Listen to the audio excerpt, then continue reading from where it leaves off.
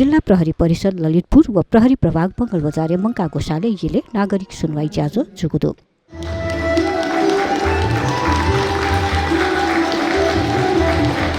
ज्याजोले ललितपुर जिल्ला प्रमुख जिल्ला अधिकारी तुलसी बहादुर श्रेष्ठ यला महानगरपालिका प्रवक्ता निसे वडा नम्बर 9 अध्यक्ष राजु महर्जन जिल्ला प्रहरी परिषद ललितपुर प्रमुख शेखर खनाल वरिष्ठ प्रहरी निरीक्षक रूपेन्द्र नारायण श्रेष्ठ ट्राफिक प्रहरी वरिष्ठ नायब निरीक्षक बिकु नारायण श्रेष्ठ लगायत नवा नदीको खास ज्याजोले नागरिक देश तगु निसय लिसन बेउको खा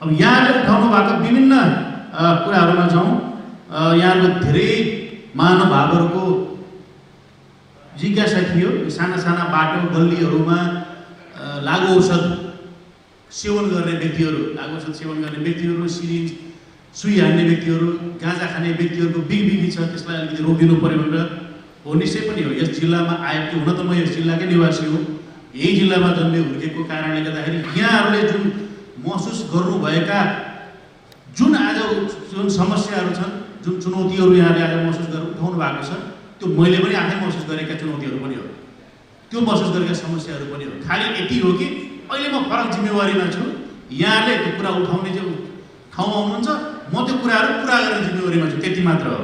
नभएदेखि यहाँहरूले उठाउनु भएका ती समस्या चुनौतीहरू मलाई पनि थाहा छ, मैले पनि फिल गरेका समस्याहरू हो। तर विगतको तुलनामा जुन बेलामा हामी साना साना थियौँ त्यो तुलनामा अहिले तथ्याङ्कगत रूपमा उल्लेखनीय सुधार आएको चाहिँ मैले पनि महसुस गरेको छु। लागु औषध सिलसिलामा होस्, चोरी गुण्डागर्दीको सिलसिलामा होस्, ती सानातिना अपराधहरूको तथ्याङ्कमा उल्लेखनीय सुधार आएको छ, त्यो पक्कै पनि यहाँले पनि महसुस गर्नुभएको छ, मैले पनि महसुस गरेको छु। तर तथापि हामीले अहिले पनि जिल्ला प्रहरी परिषद तथा हाम्रो मुद्दा चलाउने अन्य युनिटहरू हाम्रो प्रहरी वृत्त साधोबाटो र प्रहरी वृत्त चापागाउँ हामी तीनटा यो ललितपुर जिल्लाभरि तीनवटा कार्यालयहरूबाट मुद्दा दर्ता भएर हामी अपराध अनुसन्धानको कानुनी दायरामा अगाडि बढाउँछौँ।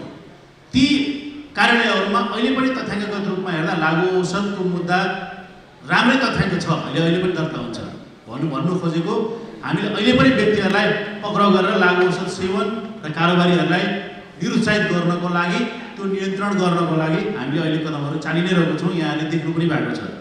हामीले त्यो मात्र होइन, अपराध रोकथाम र न्यूनीकरणको लागि पक्राउ गरेर मात्र हुँदैन, त्यसको लागि अवेरनेस पनि क्रियाकलाप अवेरनेस कार्यक्रम पनि सञ्चालन गर्नुपर्छ भन्ने उद्देश्यले विशेष गरेर स्कुल लक्षित विद्यालय लक्षित कार्यक्रमहरू युवावर्गलाई लक्षित गरेर यहाँहरू साँझ बिहान देखिरहनु भएको छ। लागु औषध विरुद्ध हामीले जिङ्गल प्रसारण गरेको पनि धेरै महिना भइसक्यो, यहाँले देखि पनि रहनु भएको छ, यहाँहरूको त्यसमा साथ र सहयोग पनि हामीले पाइ नै रहेको छौँ।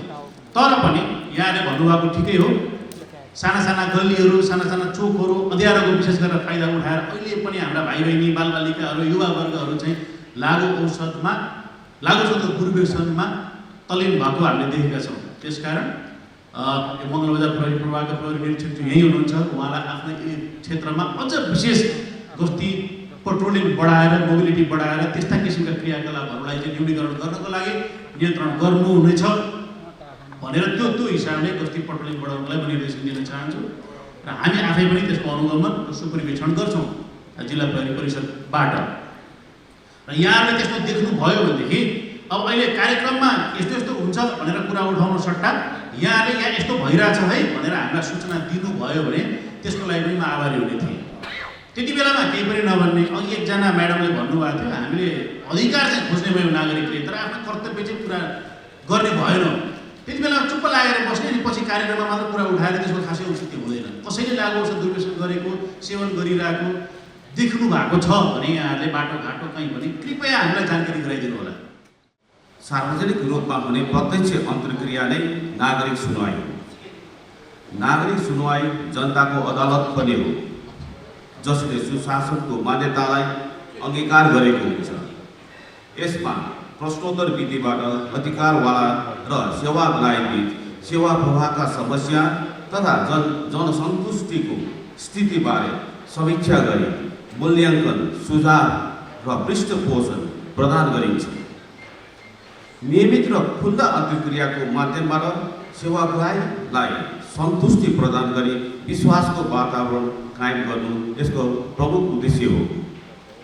प्रहरीप्रति नागरिकहरूका गुनासा, प्रहरीले खेल्नुपर्ने भूमिका, स्थानीय समस्या पहिचान र समाधान गरी प्रहरीप्रति नागरिक विश्वास बढाउन नागरिक सुनवाई कार्यक्रम अपरिहार्य रहेको छ।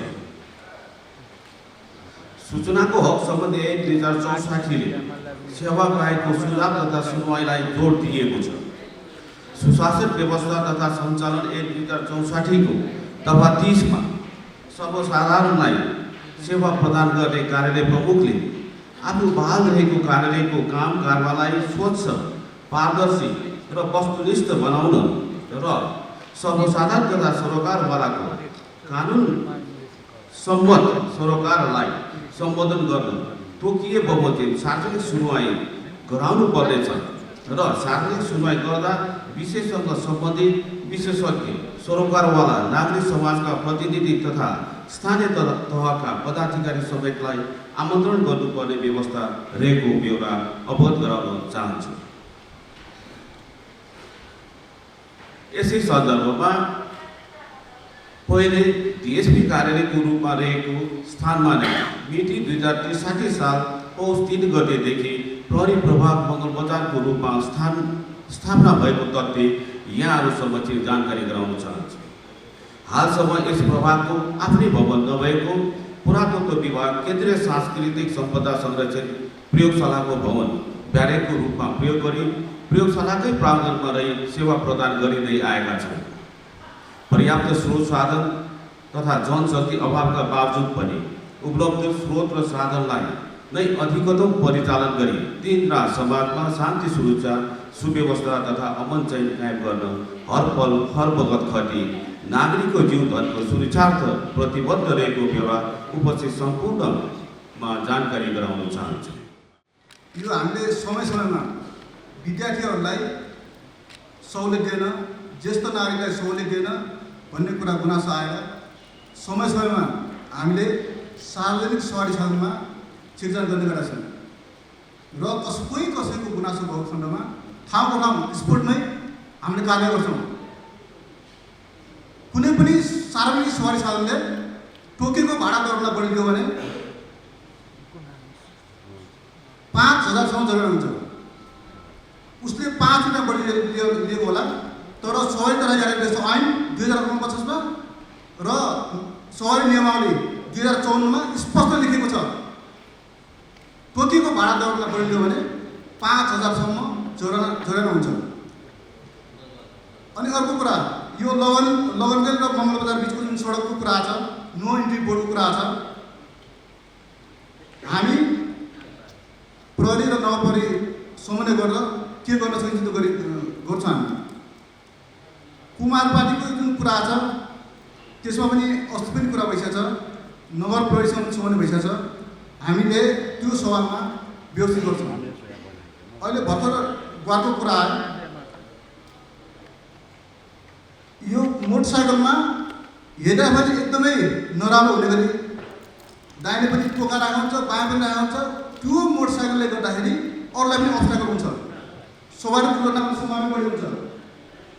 तपाईँको बाइकको पछाडि 2 बोरा 3 बोरा चामल लाग्ने, यता दाहिनेतिर पनि सामान, बायाँतिर सामान, जुन प्रयोजनको लागि सवारी साधन खरिद गरेको हुन्छ त्यो प्रयोजन मात्र गर्नुपर्ने हुन्छ। जुनसुकै सवारी साधन, चाहे प्राइभेट होस् चाहे सार्वजनिक सवारी साधन होस्, जुनसुकै सवारी साधन पनि कुन प्रयोजनको लागि ल्याएको हो, नेपाल सरकारबाट कुन प्रयोजनको लागि स्वीकृत पाएको छ, त्योभन्दा धेरै चलाउन पाइन्न, त्योभन्दा बढी गर्न पाइन्न। कुनै पनि सवारी साधनमा आफू खुसी मोडिफाई गर्न पाइँदैन।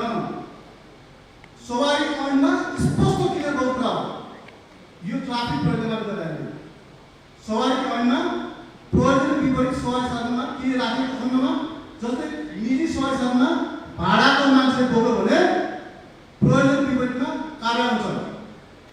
यो हाम्रो जिन्दगी हेर्दाखेरि सामान्य दिन्छ, आफ्नो साथीभाइको लागि, आफ्नो आफन्तको लागि यो हाम्रो जिन्दगी सामान्य देखिन्छ, तर यो हाम्रो जिन्दगी अमूल्य छ, अनमोल छ, जसको कुनै मूल्य छैन।